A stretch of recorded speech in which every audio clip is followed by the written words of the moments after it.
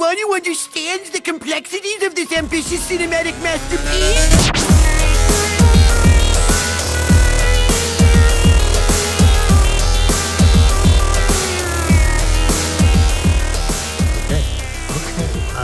Hey everybody, this is Ian Wasseluk. Hello. He is a former storyboard artist for The Grim Adventures of Billy and Mandy and has gone on to become a director in his own right. Yes. Do you want to tell us a little bit about yourself? What have you been doing lately? What have I? A lot.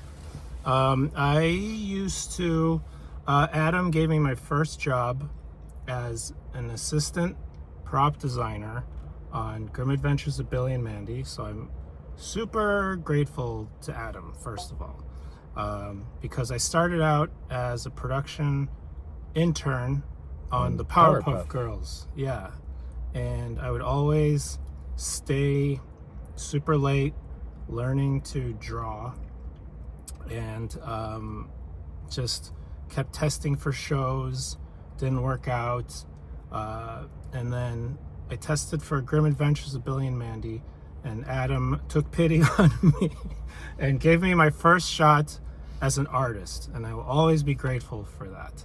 And so that was my first drawing gig.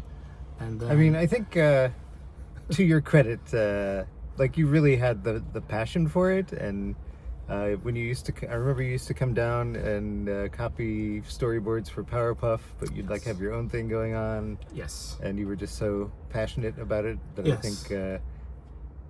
think, by the time we hired you, it was pretty obvious. I think we were going to hire you. Aw, thanks. Yeah, I would have to say being a nerd, being a geek about animation is the fuel that helped me get through some really tough times, breaking into the industry and transitioning to what I wanted to do, which was storyboard artist, which I was a prop designer for a long time, for a while, on Grim Adventures of Billy and Mandy, and then Thurup left Billy and Mandy because Thurup Van Orman was the board artist on Billy and Mandy, and then he left, and to do Flapjack. He did, yeah. He left to create Flapjack, which is amazing, and then I was the person that took over for him as a board artist, as a revisionist on Billy and Mandy, and I have to thank Adam for that as well, for getting a shot doing that, and that was what really, things really took off from there. So you came in sort of midway through the series, and Yes. we always had a very, I feel tight board crew. Yeah. It was very rare that anybody turned over. Yeah. What was it like coming in kind of in the middle like that? When I loved the show, and I knew, because I worked in production, I knew everyone already because I would interact with everyone in the studio. So I got to know all the crew, like Alex Almaguer, I got to know Mike Diedrich and Brett Varon, all these big name, awesome artists. So they knew who I was. They knew what I was capable of, and so it was sort of it was like taking a little step into a new direction, kind of leveling up, and running with the wolves. I think that's how I would describe it. It was like running with the wolves, these really super talented, super funny, this tight crew. It's like joining Delta Force. It was just it was just what am I doing here? And then just catching up with that. But I knew the show. I loved the show. I watched the show. I would read the boards. I would go to pitches. So it was already it was in your blood. It was already in the blood, and it was just all about applying that into a show that I would write. So yeah, it was all about applying that passion and that knowledge. Yeah, so that's where. But yeah, super grateful for everyone, the crew. Just so many stories to tell about Bill Flores and Carl Greenblatt and just Serapio. We had a great crew. We did. Yeah, it was a really awesome crew, and I miss it. just had lunch with Blake Lemons, and we talked about that was like a golden age, and it feels like a bygone era. Like now, if you drive past the studios at this point in time, 2026, we're like, They're ghost towns, really. it's a ghost town. Yeah, it's a ghost town. Have you been to the new Warner Brothers building? Yeah, it looks like it's like an empty abandoned spaceship. airport. Yeah, it looks like, I've been inside once. It looks like something out of Star Trek, but it's empty. It's like rows and rows and rows of empty desks and covered up computers, and it's sad. It's like there should be full productions here, but anyway, that's a depressing. Yeah.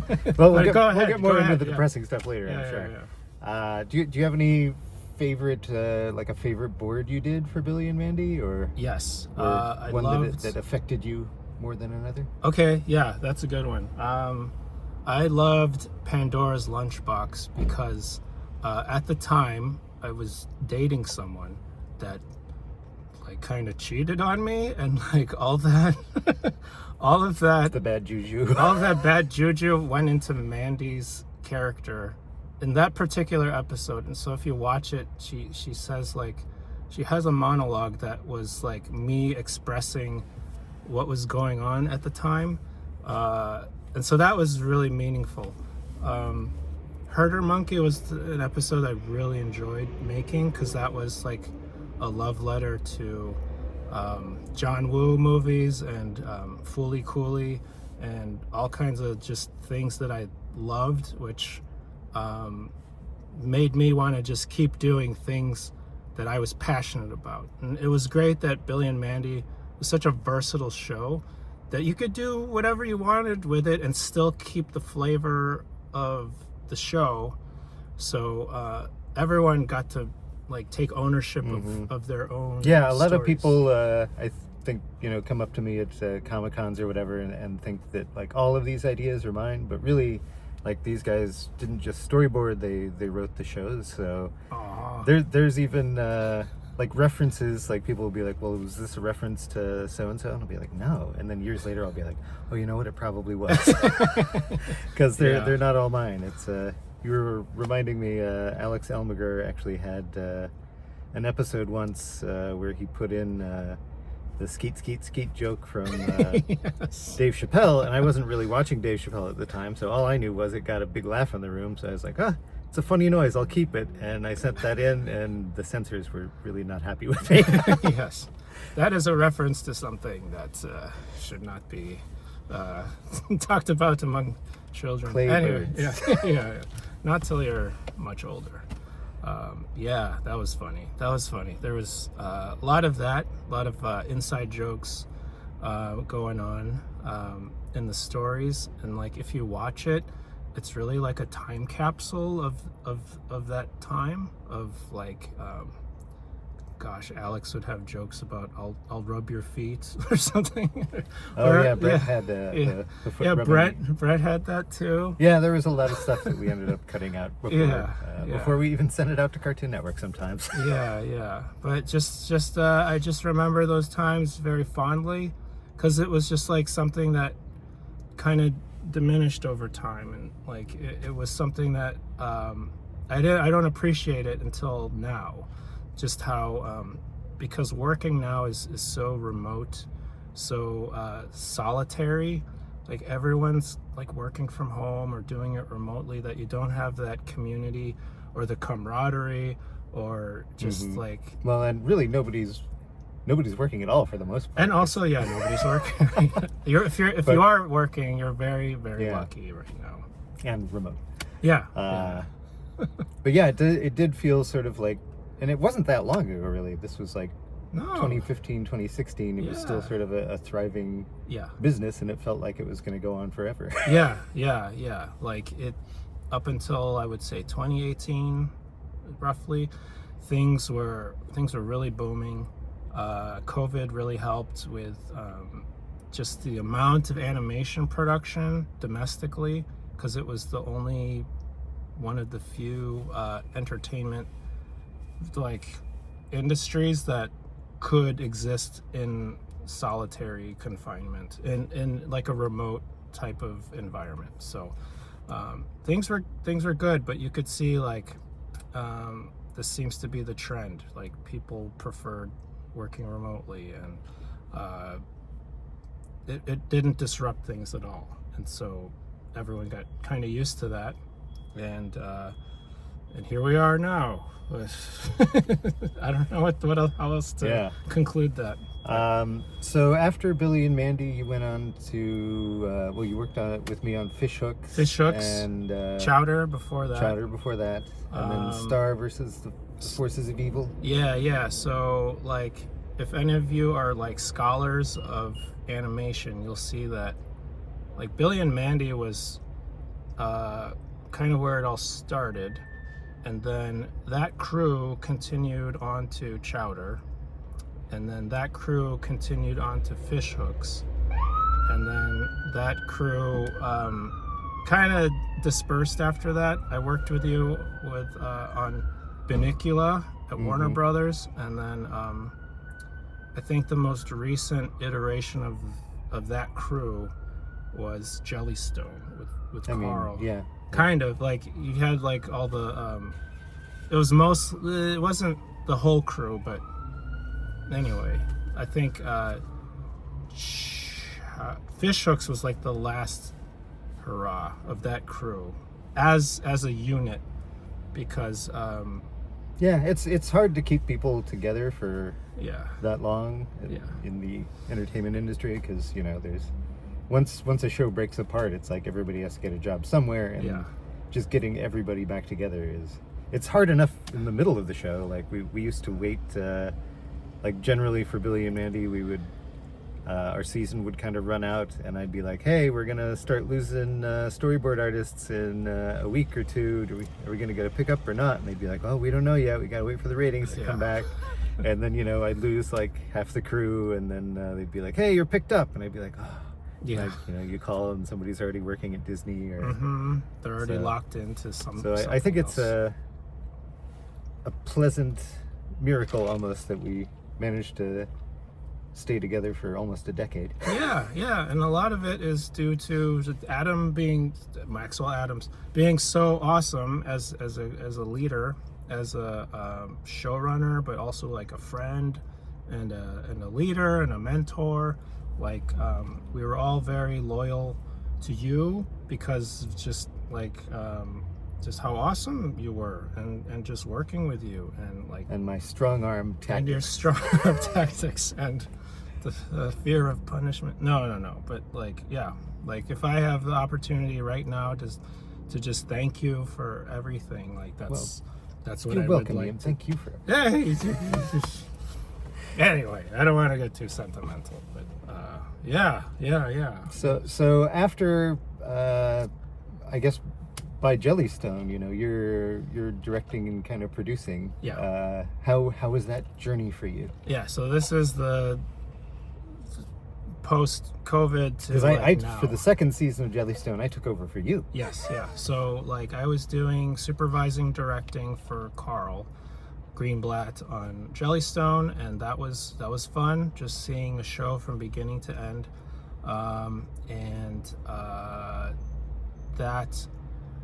that experience got me noticed by Netflix to help them develop Redfish Bluefish for Netflix. So I had spent the next 2 years. This was during lockdown COVID stuff, so I was developing that show at home, and you took over for me on Jellystone, which was awesome. And the Redfish Bluefish, things happened. Never came to be, I guess? It did come to be. Did it? Okay. You could watch it on Netflix right now, but just politics. I don't even want to. Yeah, I got the show greenlit. I feel like there's so much more of that now. Yeah. Than there used to be. I guess, in my opinion, it's the animation industry when we were first starting out. Nobody really cared about it. Yeah. So you were allowed a lot of creative freedom, and then as animation got more popular, like the, kind of the the Yeah. clampdown happened, and The things Eye got of more Sauron. bureaucratic and strange. Yeah, like I was not prepared for the Game of Thrones style politics that goes on Right. at the higher levels past supervising director and show creator. Like, I don't know how you handled the Machiavellian tactics that go on at executive level. I was not prepared for it, and like I was let go from that project after working on it really hard for 2 years, getting it greenlit, and then it was just like, oh, I want to bring in my friend, and you're not as good anymore, so bye. So that ended that was like the last in studio job I had, and then unemployed. I got a call from Pocket FM. I don't know if you know them, but it's they make audio dramas, and they wanted to make an animated series of their show called My Vampire System, which is like a Harry Potter but superpowers. Anyway, I was working remotely to supervise an animation studio in Indonesia and talk to executives in India. So it was like being a supervising director again, except I had never met anyone in person. It was all like from my desk over the phone. That they wanted 30 minutes of animation in like 6 months, which That's a lot. which is a lot, yeah. That's usually like a year normally, and they wanted it done faster. And so it was during that time that I was unemployed. Like prior to that, I was unemployed, and I was really curious about AI. So I started to I wanted to see for myself how it worked, because I have a lot of ideas, and I wanted to see what they look like finished. And this was a technology that seemed to do that. So I started to take lessons, learn how Midjourney worked and Runway and things like that. Took classes, started to produce my own ideas, and Pocket FM called me to help make 30 minutes of animation in 6 months. And I was like, I could turn around a lot of this stuff. A lot of it was notes, instead of 3 days, in a couple of hours. So I was I started to use AI for concepting, for iteration. They wanted brainstorming story ideas, and so for me, it helped just kind of make me faster at certain things that would be tedious and take a really long time. And so the higher ups at Pocket FM noticed that, and I started to get folded into more of their AI projects. So I started to become When was this, by the way? this was 2 years ago. 2 years ago, it was at the beginning of the year, and so I was like, okay, maybe this is the next chapter for me. Maybe I was writing manuals for prompt engineers in India, how to make their prompts more coherent, and they didn't know much about cinematics, so I had to teach them film at the same time, because they were just making footage that didn't make sense. It's what is known as AI slop. So in order to make it coherent, I was gonna say even 2 years ago, it was still pretty sketchy. much it was all slop. yeah, that's fair. I mean, there was a period about 2 or 3 years ago when everything that was coming out of AI felt like a surrealist painting, and it was kind of cool. Yeah. But there was no sort of coherence and getting it to reproduce, say, a character, especially a 2D looking character, was probably close to impossible. Yeah. However, I will say to that point, yes, that's true. But in the hands of an artist, of someone who has a vision, who can get into the nuts and bolts of the software and really kind of give it a clear direction, you can counter that. And nowadays, it's becoming much more easier to make something coherent and that looks good, that's like ready for streaming or broadcast. However, it's not like 100% there, but it will be. Yeah, so I opened Photoshop. I was talking about this on my Patreon a while ago, Yeah. but I was designing these dog characters, and I just did nothing but 3/4 front view, and I opened up Photoshop to color them in. I just, click and fill, and I was like, I'm gonna keep this real simple. And I opened it, and it was like, hey, try the new Nano Banana 16 promo. Yep. And they gave me a picture of some guy, and we're like, go into the thing and type your prompt. So I just did a real quick dumb thing. I put some Pennywise makeup on the guy and had him shooting nachos with lasers coming out of his eyes. Yep. But honestly, very good fidelity, I would say. Yeah. And I was like, well, what would happen if I did this to one of my drawings? So I put and again, 2D, abstract 2D character, and I just told it to rotate it 45 degrees so it was facing the camera. Immaculate. Yeah. And I honestly felt sort of scared and sick and obsolete for the first time. Here's the thing. So this is my take on it. AI, it's not going to replace people. It's a tool that artists really need to get ahead of. You need to sit down with it and not refuse it. Just spend time with it and make it work for you, because you're going to find that it's just going to be integrated more and more. And lately, I've been getting phone calls from like ad agencies, animation studios, producers who are like so hot to apply AI somehow in their workflow to make it faster, make it under budget, make it more responsive. And like, having worked with it for like 3 years now, like it's possible.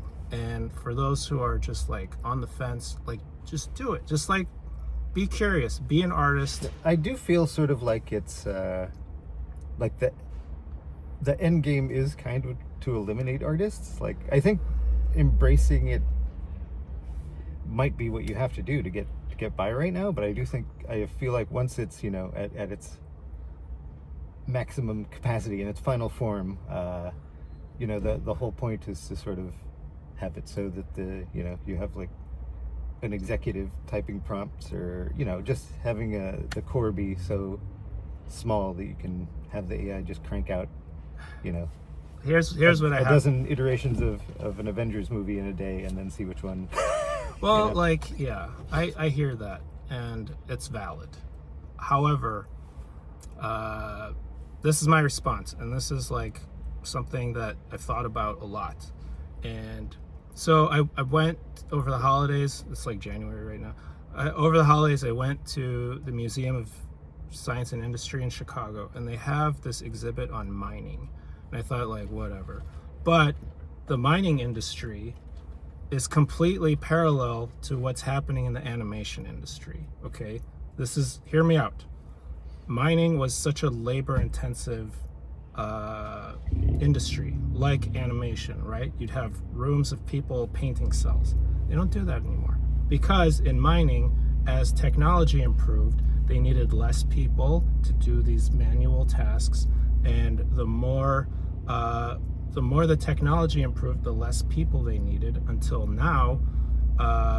If you look it up, mining is all automated. It's not all, there's mines where people are there, but like there is a mine now that is all robots, all being done remotely by an overseer, that it's safe, it's being done with very few people, and the technology is there where like all this ore is being extracted automatically. So like if you run that parallel to the way the animation industry is developing, everyone at this point, technology has replaced like the rooms of color stylists. You could just point and click and just color your show.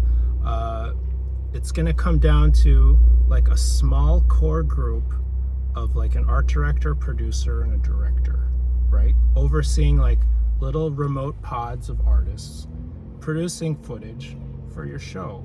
And it's going to be less people, all remote, and eventually like it's just going to come down to how entertaining is your idea, what's your vision. Like, so what I tell students that talk to me or reach out to me, I say, develop yourself, become a creator and not just a specialized artist in like one thing, like character design or prop design or special effects. Like learn the whole vision, learn the ecosystem, have an idea and know how to execute it on every level. Music, like the look, the action and animation and the storytelling, like all the elements of filmmaking. Be a creator, because I think that is what is gonna live on versus someone who specialized just in like cleaning up drawings, you know? Like, yeah, I think that's kind of always been important, but more so now than ever, is just having a really diversified set of skills, because I was thinking about being a director and what that means, and in animation that can mean a whole bunch of different things. yeah. Like when we were first starting out, I had a number of directors on Billy and Mandy, and they were timing directors. They got the credit director, but really their job was to sit down with this massive tablet of paper and do exposure sheets, which looks more like a math problem than anything else probably. It's for each frame you're deciding what happens, but you're literally writing it down on a piece of paper. Like Bugs Bunny draws his arm back, he does an antic for 4 frames, and then 6 frames of throwing a ball, and then a 3-frame overshoot, and drawing the mouth shapes for lip sync. It's all it was all very very labor intensive. Yeah. Now they don't need to do that anymore. But again, a director could also be just somebody directing the entire project. It could be somebody who's sort of overseeing, and there's just so many different definitions for the same role that, and I feel like it's kind of that way throughout the animation industry. You have a lot of these titles, and a lot of, especially the big titles, it's director and producer and stuff. It could just be somebody that sits in a chair and approves things, stamps things approved or not, or it could be somebody who's really hands-on and still does their own storyboards and their own designs and stuff. So yeah, it's I think what's helped me transition into this new phase, I don't even know what to call it, but like right now I'm making AI films for just like Corey Feldman. I did that music video. I'm making a film for a museum in Greece. And this is all independent stuff? It's all independent stuff. People have been and is the pay decent? No. It's okay. It's not like animation union work, but it's something, like in this era of nothing, like it's something, and I'm hopeful it will lead to just like a new era of a creative work, but a different kind of creative work. And like you'll see now, if you look at something like LinkedIn or something, there are more and more AI technologist jobs, AI filmmaker jobs that are cropping up, and people want to integrate this like into their traditional workflow without replacing people, but just like finding ways to make things more efficient, make things faster, getting to a final product quicker, showing a client like this is what your film will look like with Natalie Portman as a super spy or something.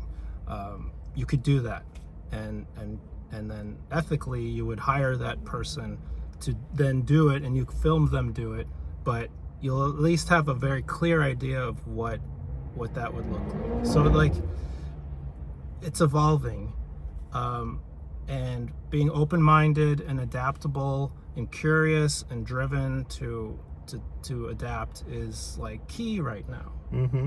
No, I've been sort of struggling with that because I don't like the idea of AI, but I'm like, is this, and as animation, even union animation people, it's like you're basically a mercenary. It's like you work for a studio, and that studio will tell you that you're family and that you're important. But once that show's over, like you're gone. So you always have to be on the lookout for what's next, and you have to survive. So I've been thinking, like, is this the new face of survival now? Is this all we get? Yeah, I would say like it's possible now with the technology and resources to. You could make your own show. I'm following this guy named Corey Williams, who is a really great guy. He makes a show called Silly Crocodile on YouTube. And it's a very simple kids show, but he does it with just his iPhone and Unreal Engine. And he's got like over 1 billion views. And if you calculate like YouTube pays like $5,000 a month for 1 million views, like he's doing pretty well. And he doesn't have to answer to an executive who wants to change everything at the last second, or like all the traditional gatekeepers that keeps your idea from like ever seeing the light of day. Just like make something, put it out there. Like I'm saying, like be a creator, create. Don't reminisce about the past and how great it was, because I really don't see those days coming back.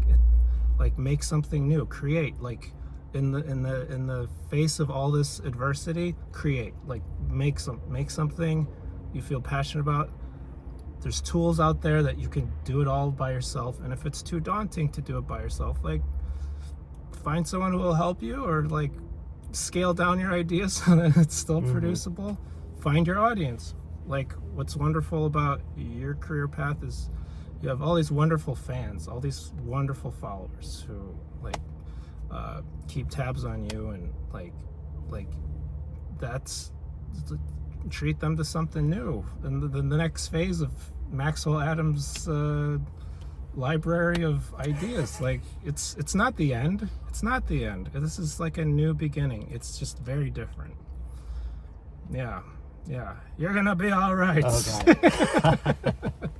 Oh, yeah, I don't often talk about this kind of stuff, but it's well, I mean, that's where the industry's at right now, is what even really is it, and what's it going to be. So yeah, I do, I worry about sort of the end game of the generative AI stuff. Like I feel like at a certain point it's very gatekeepy, and the only people that are really going to benefit are the studios. And even though AI should technically mean you don't need the studios, they're the ones that have the distribution, the mass distribution. So I mean, okay, to that point, I would say if you really look at, okay, like Netflix is buying Warner Brothers, and like these streaming services aren't as profitable, like it's because my take on things is like the viewing habits of the public is changing.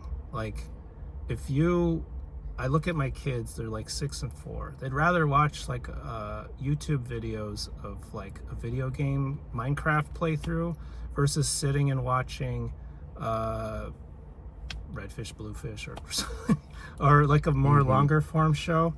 And it's like, this is kind of where the audience is going. At Pocket FM, that was my first exposure to vertical dramas, where it's just like telling a story in like 30 seconds, like a 30-second soap opera. And it's got like billions of views, and they're like, their whole company is based on vertical dramas. Like that's something to seriously consider. Whatever I do next is probably going to be formatted for the phone. I think that was one of the genius things that Carl did with Jellystone, was realize that most people are going to be watching it on their phone. So even though we did have, a more traditional frame, the characters were specifically designed to be visible small, and then whenever you had a small character, he sort of redesigned them so they'd be this tiny peanut version. But yeah, that was all very, very smart, I think. Yeah, like you're finding that like this is an important thing to think about. Like, not only is technology changing, but viewership is changing. The way we consume media is changing. Like, movie theater chains are dying. Why? Because like people have theaters at home. Like, viewership streaming is down because people are watching on their phone while they're streaming. While, like, you know, so really understand that and know that if you understand that, you're going to be like light years ahead of the studios. Like, I don't know if they really understand their audience anymore. I don't think they do, no. Yeah. I feel like a lot of them, well, and granted, most of my exposure is Warner Brothers, but during the pandemic, Warner Brothers was sort of like, well, hey, you know, we're not making as much stuff because it's a pandemic, and we're also merging with, you know, so-and-so, so they sort of really slowed down, and then after that, they were just waiting on the merger to finish, and then that merger finished, and now we're in another merger, so it's just like nothing new really forms because everybody's been in a holding pattern for so long. Exactly. And the industry, I think, burns so fast anyway that sometimes, you know, you grind through 5 or 6 executives in that many years, and each one comes on with a new idea about what they want to have go on. So many projects just die. Yeah. Waiting. Yeah, I've heard like candidly of pitches you've made of like these amazing worlds and all these characters that are like, I want to see more, that never got to see the light of day because of some politics that were going on at the executive level. And that's like, okay then, well, like, that's, as a creator, that's not like a viable venue. That's not a viable way to go. So I like, remember Greenblatt and I, we were pitching this Looney Tunes thing together. Yeah. And I don't know why that never happened, but it's just that's such a common fate. I think I've pitched 12 series, or sold 12 series. Yeah. And I actually have yet to have a sophomore, you know, series, really. Unless you count Evil Incarnate. Yeah. So, like, I wouldn't see that as a roadblock. It's just like, okay, those traditional methods are no longer good. Like, it's time to scale it down to a producible level and just make it yourself. Find your audience. I would pay money to see, like, your notebook scraps of a cool idea. I remember, like, Maxwell Adams had the best D&D games because you would illustrate the monsters, and it would be so cool to see these things that weren't like in a show or anything. It was just like pure imagination, pure adventure, and like enjoyment. And it was like, man, I wish other people could see this. And like, not just you, but like Serapio, like Carl even, and it's amazing. So it's like the survival of the artist is just to keep creating, but like find an alternate venue to get your ideas out there and find your audience, and like monetize it in a way that works for you and that your audience is happy with, and scale up from there. Like, I'm trying to figure that out myself too. And it's and like I said, like the technology's there for you to do it. It's just like finding an idea that you're passionate about to just make. Right. Yeah. Do you have any personal projects you're totally working on at the moment? Yeah. So like I made a children's book like 2 years ago. My wife is Persian, so I made a book called Baby Shekamu. Find it on Amazon. That it celebrates the Persian culture and kind of introduces people to the food, which I'm very passionate about the food. So that was something. Have you been to Scaff's over there, by the way? No. It's pretty good. Check it out. Okay. I will, yeah. Always on the lookout for like really great food. My sister wanted to make, like, my sister wrote an episode of Billy and Mandy. So we teamed up on an idea that is kind of in the works, which still ongoing. And then like I have other just kind of fun things that I'm putting out there slowly in between projects that I'm just trying to see what the reaction is. And so far it's been good and fun. And like I'm still figuring out a new ecosystem to get ideas out there, because it's available. Like you could do it. Anyone can do it. It's just like sitting down and figuring it out. And I know you could do it too. I'm so tired. I don't want to sit down. No, don't be tired. just like if you still have the passion, and I want to see what's next for Maxwell Adams. I really do. And there's nothing holding you back except yourself. All right, good to know. Thank Yeah. you. Circling back around to Billy and Mandy. Yes. Do you eventually got to write your own premises as well? Yes. Do you have any one of those that was your favorite, do you think? Premises. Oh, yeah. The one with the Mabuhay Shuffle. I forgot the title of it. It was. Was that the football? He's not dead. He's my mascot. No, that was Elmgir. This one was Billy goes to ballet school. Oh yeah. That was based on Billy Idiot. Billy Idiot, yes, because of Billy Elliot. And Billy Idiot was one I'm proud of. That's the one I wrote with my sister, and that was based on the plot of Suspiria, one of my favorite Italian giallo movies. I didn't see that movie until years later. I love that movie. It's good, yeah. It's really stylish, and getting to say Mabuhay, a little shout out to Filipino culture, that was really cool too. So yeah, that's like a personal favorite. Do you remember much about getting notes at the time from executives or standards or anything? Yes, a lot. There was a lot of pushback on really weird things, like you couldn't say the word Bismarck because that was like a lovemaking move that was very very violent, I guess. Very violent. It was like we're just referencing the donut. Referencing a donut, which also we could have been referencing, German military structure. That's true. Yeah. World War I. Yeah, like things like that would crop up, and that was fun.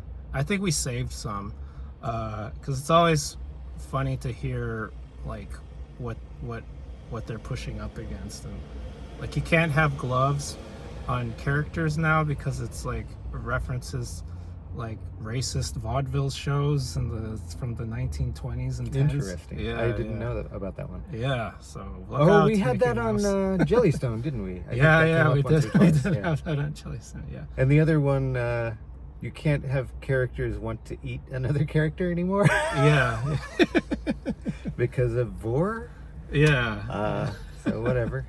And you can't have a conga line because it's like culturally offensive or something. Okay. Yeah. The more you know. Yeah. Well, I guess we should wrap this up. Do you have anything you want to sort of pimp before we're done, or any projects you're working on, or shout outs, or? Well, if you're going to Greece, check out the Plataean Museum in Athens. There's a film about shout out their Plataean Museum. Shout out Plataean Museum. Shout out to Pocket FM for hiring me for that little bit. All thanks to super grateful to Adam and Lewis and all you guys. Like I look back and it was really like one of the happiest times of my lifetime. Just being part of that crew. Like everyone was like older than me, so like really looking up to everyone. Like Cliff Voorhees, rest in peace. Like he was a real character. Yeah, he was one of our background designers. Yeah, from like Hanna-Barbera, and he had all these crazy stories about those days. And I drove with him while he was intoxicated, and it was just the scariest drive back to the studio. I think I remember that drive. Actually. Yeah. Shout out to my wife for keeping me alive for so long. She's a civilian, not in the animation industry, and she's worked so hard. Keeps you sane. To keep me alive and sane. So I want to say that. And yeah, my 2 kids, I love them. One day I'll show them Billy and Mandy when they're a little older and understand it. Yeah,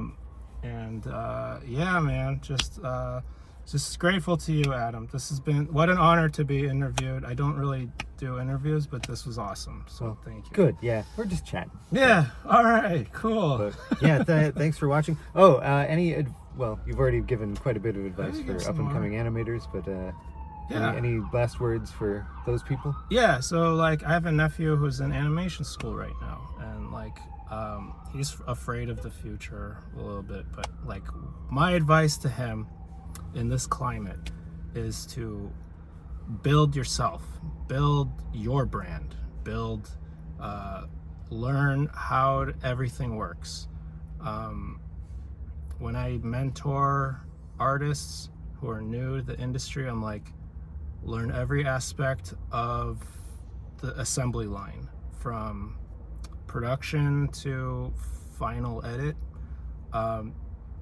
Learn all about it, do it. Be From part of it. chimpanzee to chimpanzee. Yes, exactly. From chimpanzee to chimpanzee. Like, even on shows, I would try to coach people to just learn what the person after you does with your work. Like, the character designer hands it off. I've always said that's actually your job in animation, is making things as easy as possible for the next person in the chain. Yes, yeah. That was advice early on from you and Randy Myers.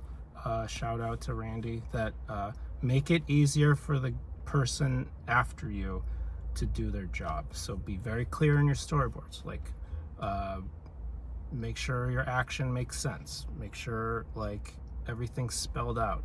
And I carry that on to all of my work, especially dealing with like overseas studios where there's a language barrier. Like, really explain it. Really be visual, and like, give them a hand. Like, everyone's an artist. Everyone wants to work hard and be a people pleaser and like make the best that they can do. And like, if you can facilitate that, and then that makes it just makes everything better.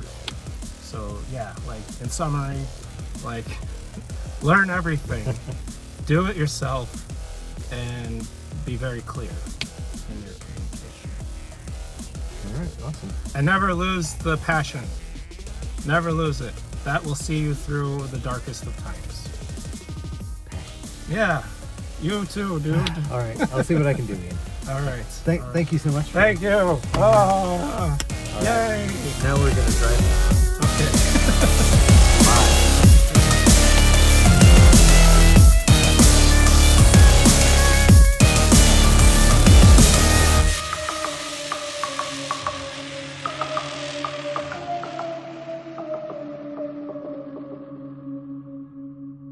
This is the end.